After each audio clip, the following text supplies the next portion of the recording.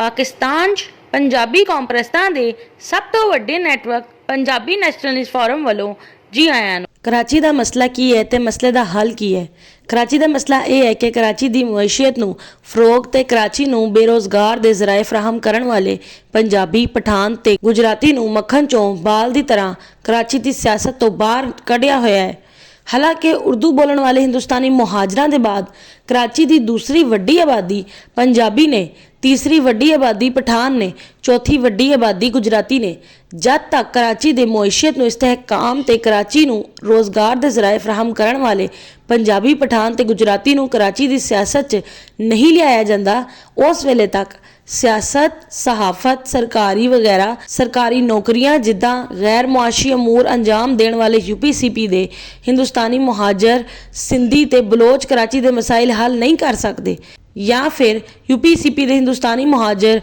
सिंधी ते बलोच सिर्फ सियासत, सहाफत, सरकारी वगैरह सरकारी नौकरियां च मसरूफ रहने के बजाय मईशत नूं फरोग देने वाले काम करना भी शुरू करन,